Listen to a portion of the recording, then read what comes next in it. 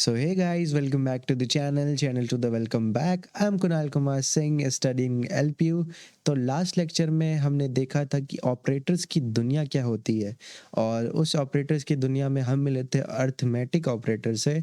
और इस video lecture में हम लोग देखेंगे बाकी और भी ऑपरेटर्स क्या क्या होते हैं। तो विदाउट वेस्टिंग एनी टाइम चलो शुरू करते हैं। लास्ट लेक्चर में हमने डिस्कस किया था अर्थमेटिक ऑपरेटर्स के बारे में। अगर तुमने वो नहीं देखा है तो जाके देखो। चलो इस लेक्चर में हम लोग डिस्कस करेंगे कंपैरिजन ऑपरेटर्स के बारे में। तो कंपैरिजन ऑपरेटर्स क्या होते हैं भैया? तो हम बचपन से ही पढ़ते आ रहे होंगे, greater than, less than, equal to, या तुम्हारे पापा बोलते हैं ना शर्मा जी का बेटा तुमसे ज़्यादा तेज है। तो उसमें हम क्या करते हैं? कंपेयर करते हैं कि ये भाई या तो इससे ज़्यादा बड़ा है या तो इससे ज़्यादा छोटा है ना। दो चीज़ों को, दो ऑब्जेक्ट्स को आपस में कंपेयर कर रहे होते हैं ना। ऐसा ही कुछ पाइथन में भी होता है। तो पाइथन में हम किस चीज़ को कंपेयर करेंगे? सिंपल सी बात है भाई, हमने दो चीज़ें सीखे हैं, एक है वेरिएबल, एक है डेटा टाइप। तो डेटा टाइप को तो कंपेयर हम लोग करेंगे नहीं, हमारा जो वेरिएबल है उसी को कंपेयर करेंगे, है ना। वेरिएबल को कुछ वैल्यू असाइन करेंगे और उसको कंपेयर करेंगे, ठीक है। तो कंपैरिजन किसके बीच में होता है भाई? वेरिएबल्स के बीच में, है ना। तो भाई कितने टाइप्स के कंपैरिजन ऑपरेटर होते हैं? तो देखो, एक होता है ग्रेटर देन, एक होता, सॉरी ये लेस देन, एक होता है ग्रेटर देन, एक होता है इक्वल टू। गलत पकड़ा तुमने।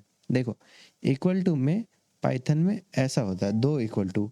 अगर तुम सिंगल इक्वल टू लिख दोगे तो वो हो जाता है हमारा दूसरा ऑपरेटर, जिसको बोलते हैं असाइनमेंट। इसको अभी हम आज ही देखेंगे, आज ही पढ़ेंगे इसके बारे में, ठीक है।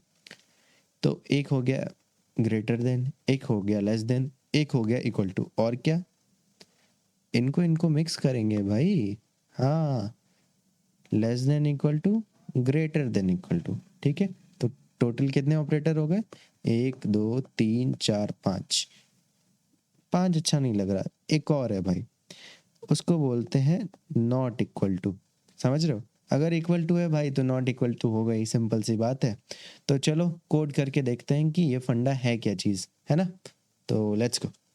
चलो आ चुके हैं हम लोग अपने कंप्यूटर स्क्रीन पे और चलो इम्प्लीमेंट करते हैं फिर, ठीक है। तो उसके लिए हमें क्या चाहिए होगा भाई? कंपैरिजन ऑपरेटर है तो क्या चाहिए होता था हमें? वेरिएबल्स। तो चलो वेरिएबल बना लेते हैं। A I N T input, ठीक है। और टाइप योर num1, है ना। B I N T input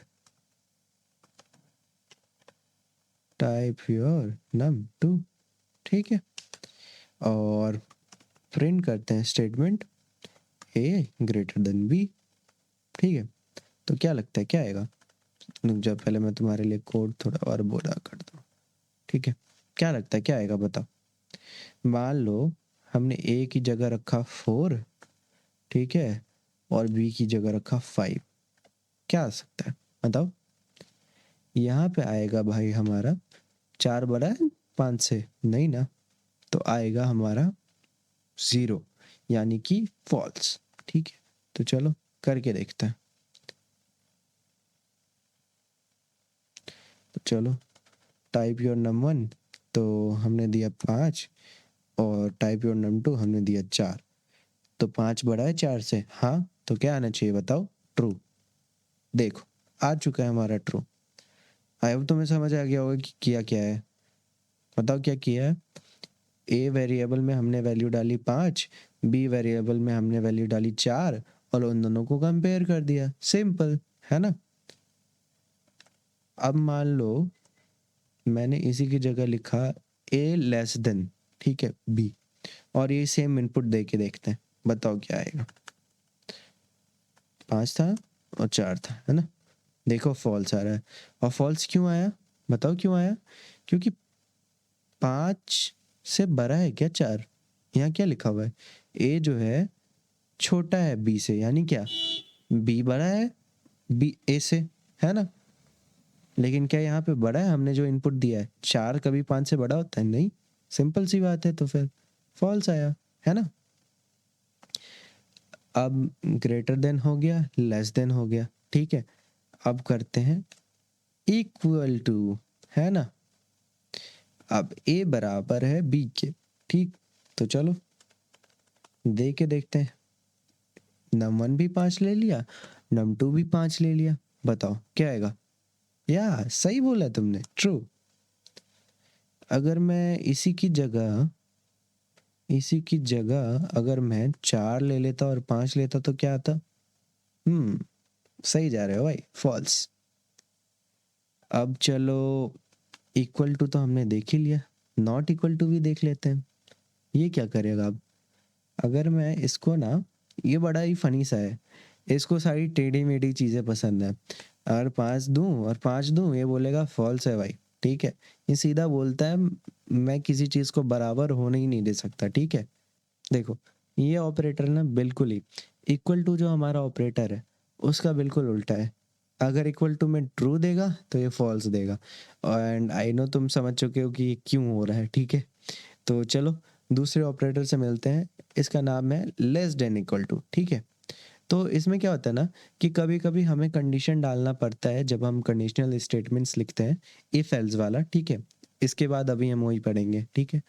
तो जब हम वो कंडीशन डालते हैं तो हमें कहीं कहीं ज़रूरत पड़ती है कि अगर कोई वैल्यू जो है इससे बराबर या इसके जितना, हम लोग बोलते हैं ना कि या तो जैसे तुम्हें कोई फ़ोन चाहिए होता है, तुम कहते हो या तो मुझे यही चाहिए या इसके जैसा कोई चाहिए, मतलब उतनी ही रेंज तक का चाहिए, है ना।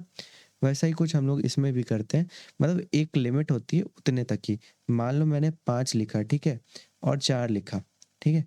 तो क्या 5, एक सेकंड, सॉरी सॉरी, दूसरा एग्जांपल लेके दिखाता हूँ। मान लो यहाँ 5 लिखा, ठीक है, और यहाँ 5 लिखा, ठीक। तो क्या आएगा, ट्रू। अगर वही, ठीक है, मैं कुछ ऐसी वैल्यू लिखूँ, ठीक है, जो कि ए जब हमारा बड़ा हो जाए, यानी 6 और 5, ठीक है, फॉल्स आ जाएगा। और ऐसा क्यों हुआ, क्योंकि हमने भाई कंडीशन डाली है कि ए या तो बी से छोटा होगा या बी के बराबर होगा। वही सीन हो रहा था जब हमने 5 और 5 लिया, है ना। तो क्या था, ए बी के बराबर था, तो ट्रू आया। अगर हम 4 और 5 लेते, तब क्या था, ए छोटा था, तब भी ट्रू आता। लेकिन जैसे ही हमने 6 और 5 ले लिया, तो ए तो बड़ा हो गया ना भाई बी से, है ना। इसीलिए हमारा फॉल्स आया, ठीक है। चलो, इसको मैं चाहूँ तो ये सब चीज़ें मैं तुम्हें कंडीशनल स्टेटमेंट्स के भी थ्रू बहुत ही अच्छे से समझा सकता हूँ, बट अभी मैंने वो तुम्हें सिखाया नहीं है, तो अभी तुम ऐसे ही पढ़ो, ठीक है। और ये रहा हमारा greater than equal to operator, ठीक है। कौन सा वाला, देखो, ग्रेटर देन इक्वल टू, बस साइन इधर उधर ये तुमने नर्सरी से सीख रखा है ना। तो मान लो अगर 6 है और ये 5 है, ठीक है। तो हमने कंडीशन क्या डाली थी, नम वन जो है नम टू से बड़ा होना चाहिए। यहाँ पे बड़ा है, हाँ, तो बताओ क्या आएगा।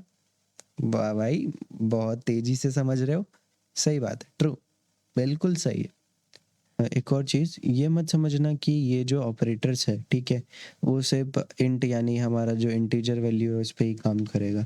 ये फ्लोट स्ट्रिंग सब पे काम करेगा। तो चलो स्ट्रिंग वाला लगा के तुम्हें दिखा देता हूँ, ठीक है। तो ये हमने लिया str, हमारा डेटा टाइप str कर देते हैं हम, ठीक है। और यहाँ हमने लिखा string 1, ठीक है। यहाँ हम लोग लिखेंगे string 2, ठीक है। और मान लो ऐसा कुछ हम लोग जो सिंपल पासवर्ड डालते हैं ना, उसमें भी कुछ ऐसा ही होता है। मतलब ऐसा होता नहीं है, मैं बस तुम्हें समझाने के लिए एक रेफरेंस ले रहा हूँ, ठीक है। देखो, हम लोग कोड में बैकएंड में क्या करते हैं कि हम लोग लिखते हैं कि ऐसा कुछ हमारे पास ये यूज़र ने लिखा और ये हमारा पासवर्ड पहले से सेव्ड है, ठीक है। ये क्या है, ये वाला जो है इधर साइड वाला, ये पहले से सेव्ड है, ठीक है। अगर यूज़र ने ये यही चीज़ डाली तो ठीक है, हम ट्रू लिख देंगे, मतलब तुम लॉगिन कर सकते हो। अगर यूज़र ने ज़रा सा भी फ़र्क डाला तो वो फॉल्स हो जाता है, ठीक है। तो चलो करके देखते हैं। मान लो टाइप योर, मैं इसको चलो थोड़ा सा एडिट कर देता हूँ, type your, sorry, saved password, type your password, ठीक है। ये बेसिकली मैं एक छोटा सा ऐसे ही कुछ भी कुछ भी समझ लो, ठीक है। तो मान लो टाइप योर सेव्ड पासवर्ड, मान लो ऐसा कुछ, मेरा ये पासवर्ड सेव्ड है, ठीक है। अब जब तुम विंडोज़ पे लॉगिन करने आ रहे हो तो तुमसे पासवर्ड मांग रहा है, ठीक है। जैसे ही तुमने KUNA और मान लो ऐसा कुछ किया, ठीक है, तो ये दे देगा फॉल्स, है ना। ऐसा क्यों? क्योंकि देखो यहाँ तक तो पूरा सही था, ए तक तो सही था, बट एल हमने बड़ा कर दिया। तो पाइथन में क्या होगा कि भाई ये एल और ये एल मैच नहीं हो रहा, ठीक है। पाइथन क्या करता है, लेफ्ट टू राइट सारे जो हमारा कैरेक्टर्स है उनको एक दूसरे से कंपेयर करता है, ठीक है। वो कंपेयर करता है, अगर सब कुछ सही रहा तो ट्रू देगा, अगर सब कुछ गलत रहा तो फॉल्स देगा, ठीक है। मान लो मैंने ऐसा सिंपल लिखा कुणाल, और ये कुणाल, देखो ट्रू दे रहा है ना। तो बस यही था ऑपरेटर्स में। तुम चाहो तो लिस्ट जो भी है, जो भी बेसिकली तुम्हारे पास वेरिएबल्स है किसी भी टाइप का, तुम उसको कंपेयर कर सकते हो, समझ रहे हो। तो चलो अब देखते हैं असाइनमेंट ऑपरेटर्स क्या होते हैं भाई, है ना। लो भाई, अब हम लोग आ चुके हैं अपने असाइनमेंट ऑपरेटर पे, ठीक है। तुम्हारे दिमाग में चल रहा होगा सवाल कि असाइनमेंट ऑपरेटर होता क्या है भाई, है ना। तो चलो देखते हैं असाइनमेंट ऑपरेटर है क्या चीज़, ठीक। देखो असाइनमेंट ऑपरेटर बहुत ही इजी चीज़ है, ठीक है। देखो सबसे पहले तो ये समझो, मैंने तुम्हें क्या बताया था पाइथन में कि ये और ये अगर मिल जाए तो ये होता है इक्वल टू, है ना। और वहीं अगर सिर्फ ऐसा कुछ रहे, सॉरी,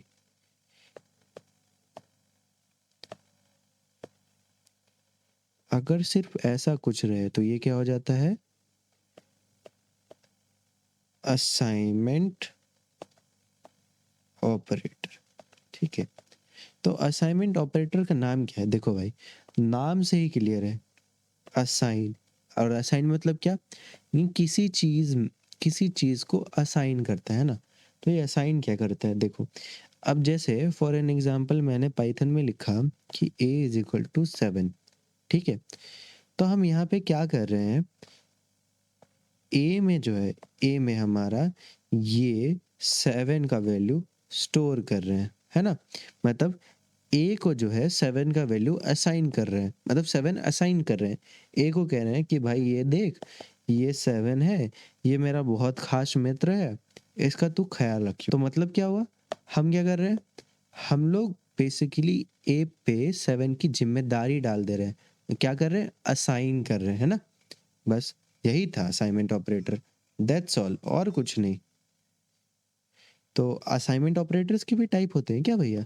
हाँ, छोटे मोटे टाइप्स हैं, उसमें बेसिकली अर्थमेटिक ऑपरेटर्स यूज होते हैं। तो देखो plus is equal to, minus is equal to, ठीक है, मल्टीप्लाई इज इक्वल टू, और बताओ डिवाइड का क्या था, divide is equal to, mod is equal to, ठीक है।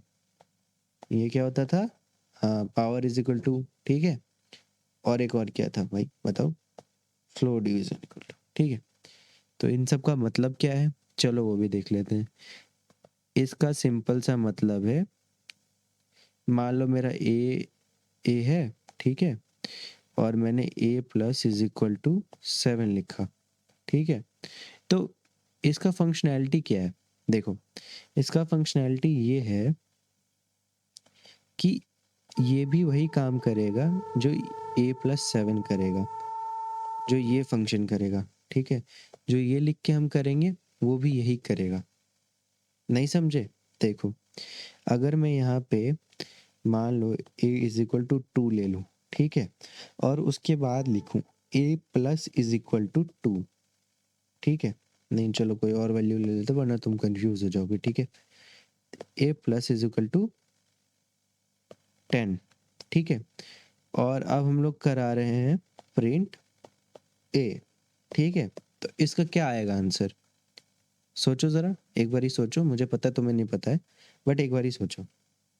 कुछ लोगों का सही जवाब आया है 12, ठीक है। और ऐसा क्यों हुआ भाई, देखो हमने क्या बोला पाइथन को कि ए को जो है, ठीक है, हमारा जो ए है उसको 10 से इंक्रीज कर दे, है ना। ए को क्या करो, 10 से इंक्रीज कर दो, 10 वैल्यू जो भी ए में प्रेजेंट वैल्यू हो उसको 10 में 10 और ऐड करके अपडेट कर दो, एज सिंपल एज दैट। ठीक है, तो इसका सिंपल सा मतलब इसको अगर नॉर्मल भाषा में समझे तो क्या हुआ, यही हुआ है ना। इसका भी आंसर अगर मैं देखूं तो 2 + 10 = 12, यही आएगा ना। सही बात है या नहीं, बिल्कुल सही बात है। तो अभी तुम्हारे दिमाग में सवाल आ सकता है कि ये और ये, इन दोनों में डिफरेंस क्या है। तो देखो भाई, डिफरेंस ये है कि इधर ध्यान दो, इसमें हम लोग क्या कर रहे हैं, एक ए एक नया वेरिएबल के तौर पे ले रहे हैं, ठीक है, और उसमें फिर A + 10 वैल्यू असाइन कर रहे हैं, ठीक है। लेकिन इसमें क्या कर रहे हैं, ए का वैल्यू सीधा 10 से अपडेट कर दे रहे हैं, इसमें अपडेट कर रहे हैं, इसमें असाइन कर रहे हैं न्यू वेरिएबल क्रिएट करके, है ना। ठीक है, तो इसमें क्या होगा, मेमोरी वगैरह का इशू आता है। उतने डीप कॉन्सेप्ट में अभी तुम मत जाओ, तुम बस ये समझो कि अगर हमें कुछ किफ़ायती करना है, ठीक है, एक की वैल्यू अगर बाई चांस मान लो तुमने 2 ले ली थी और तुम्हें बाद में पता चला कि भाई एक की वैल्यू तो 12 है, तो तुम ऐसे करके अपडेट कर सकते हो, ठीक है, समझ गए। ठीक है, चलो बाकी भी देख लेते हैं। अब वैसे ही -= है ना। तो इसका क्या आएगा भाई, मान लो ए हमारा 2 है, ठीक है, A-= 2, तो इसका आंसर क्या आएगा भाई, सॉरी 0 आ जाएगा, क्यों, क्योंकि ए की वैल्यू जो है हमने 2 डिक्रीज करके यानी 2 घटा के अपडेट कर दी। तो ए की वैल्यू पहले क्या थी, 2 थी, और फिर हमने कितनी घटा दी, 2, तो क्या आएगा 0, है ना। अब मान लो A * 2, ए अभी भी हमारा 2 है, पहले ही बता दूं, ठीक है। तो मान लो अब क्या आएगा बताओ, सिंपल सी बात है भाई, ए में है, ए की वैल्यू हमारी 2 है और उसको 2 से फिर मल्टीप्लाई कर रहे हैं, ठीक है, तो क्या होगा, 2 मल्टीप्लाई करके अपडेट कर रहे हैं 4, है ना, एज सिंपल एज दैट। बाकी सब में भी ऐसे ही ये फंडा चलते रहता है। तो चलो इसको ना अपने लैपटॉप पे करके देखते हैं और समझते हैं कि और फर्दर ये कैसे वर्क करता है ना। चलो देखते हैं। तो चलो देखते हैं असाइनमेंट ऑपरेटर वर्क कैसे करता है। तो उसके लिए हमें क्या चाहिए होगा, हाँ सिर्फ करा एक वेरिएबल, तो int, sorry type your number, ठीक है। और क्या लिखेंगे भाई हम, चलो हम हमारा यूज़र जो भी वैल्यू देगा उसको 2 इंक्रीज करके लिख देंगे, ठीक है। तो लिखेंगे +=2, है ना, और यहाँ पे प्रिंट ए। अभी ना क्या करते हैं कि एक बारी पहले ए का जो वैल्यू होगा जो यूज़र ने दिया होगा वो प्रिंट करेंगे इंक्रीज करने से पहले, और उसके बाद एक इंक्रीज करके लिख देंगे, है ना। तो यहाँ पे लिख भी देते हैं, आ जाओ, आफ्टर इंक्रीज वैल्यू, है ना। चलो लिख दिया, चलो करके देखते हैं। मान लो हमने अपना नंबर दिया 2, देखो एक बारी पहले इसने 2 दिया और फिर उसके बाद क्या दिया हमें वैल्यू 4। तो यहाँ पे क्या किया इसने, बेसिकली ए की जो वैल्यू है वो 2 से इंक्रीज कर दी, है ना, as simple as that.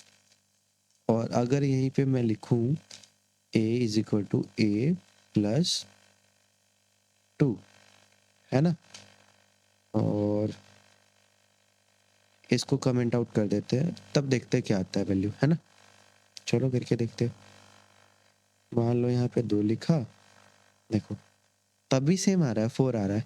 But देखो ये वाला ना हमें बेसिकली हमें नहीं यूज़ करना है। अगर हमारे पास ऐसा केस आता है तो हमें जस्ट वैल्यू अपडेट करनी है, तो हम ऐसे नहीं करते हैं, बिकॉज़ इसमें मैंने पहले भी तुम्हें बताया था थोड़ा बहुत मेमोरी का इशू आता है, तो हम लोग प्रेफर ये वाला करते हैं, समझ गए। अभी तुम्हारा क्वेश्चन ये हो सकता है कि भैया ये वाला कब यूज़ करें और ये वाला कब यूज़ करें, है ना। तो देखो बेसिकली अगर तुम्हारे पास लार्ज कोड है और जहाँ पे तुम्हारा मैट बेसिकली तुम्हारा कोड बहुत कॉम्प्लेक्स है और तुम्हें जल्दी से जल्दी कंप्लीट करना है, ठीक है? तो उस केस में हम ये वाला यूज़ कर सकते हैं। और मान लो तुम्हारा बेसिकली नॉर्मल सा कोड है और तुम्हारी यूज़र बेस को तुम्हें दिखाना है कि हाँ, कुछ ऐसा कोड है हमारा। बेसिकली तुम ऐसा कुछ लिखना चाहते हो जिससे सामने वाला बंदा तुम्हारा कोड ईज़िली अंडरस्टैंड कर सके। तो उस केस में तुम ये वाला कर सकते हो, है ना? तो आई होप तुम्हें ये समझ आ गया होगा। तो चलो टॉपिक पे वापस चलते हैं। ये चीज़ें तुम्हें किसी ने नहीं बताई होगी अभी तक, ठीक है? ये डिफ़रेंस ये सिर्फ़ मैं बता रहा हूँ यहाँ पे, ये ज्ञान तुम्हें कहीं और नहीं मिलेगा। तो चलो आगे बढ़ते हैं। अम, अब माइनस करके देखते हैं, ठीक है? यहाँ 2 लिखा और यहाँ भी 2 लिखा। देखो, ओह सॉरी मैंने डिक्रीज़ तो लिखा ही नहीं, है ना? चलो मान लो यहाँ 4 दे दिया। देखो आफ्टर डिक्रीज़ वैल्यू 2, है ना? सिंपल है भाई, नॉर्मल जो हमने अरिथमेटिक ऑपरेटर पढ़ा था, वही सेम सेम चक्कर है, सेम चक्कर और कुछ नहीं है इसमें, है ना? अब चलो मल्टीप्लाई भी दिखा देता हूँ तुम्हें।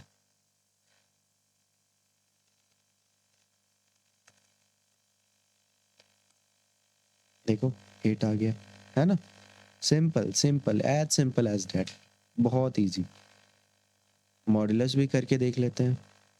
अब कुछ लोगों को कंफ्यूज हो रहा होगा कि ये तो डिवाइड है, बट ये डिवाइड नहीं है मेरे भाई, इसको मॉडुलस बोलते हैं। इधर देखो 2 अंडे आ गए हैं, 2 अंडों का मतलब ये यहाँ पे रिमाइंडर देगा हमारा, है ना? चलो करके देखते हैं। मान लो 4 4 का मॉडुलस हम लोग किसे निकालेंगे? 2 से। तो क्या आएगा बताओ? यस, 0, है ना? सही है? परफेक्ट है ये, ठीक है? मान लो अगर मैं करता 7 को 2 से तो क्या आता बताओ? 1। और ऐसा क्यों आया? क्योंकि अगर तुम 7 को 2 से डिवाइड करोगे तो उसका रिमाइंडर क्या आएगा? 1। वही मॉड फंक्शन का काम बेसिकली क्या है? वो रिमाइंडर देता है ना? तो चलो अभी सिंपल डिवाइड करके देखते हैं। मान लो इसको हमने किया 7 तो क्या आएगा? 3 पॉइंट समथिंग, 3.5, है ना? अब मान लो एक और कौन सा ऑपरेटर है भाई? हाँ, पावर वाला, सही बोला। ये करके देखते हैं। इधर इधर मान लो 4 लिखा तो 4 का स्क्वायर कितना हो जाएगा? 16। देखो, है ना? As simple as that, as simple as that. इसमें कुछ है ही नहीं रॉकेट साइंस, है ना? आई होप तुम्हें ये बिल्कुल समझ आ रहा होगा, है ना?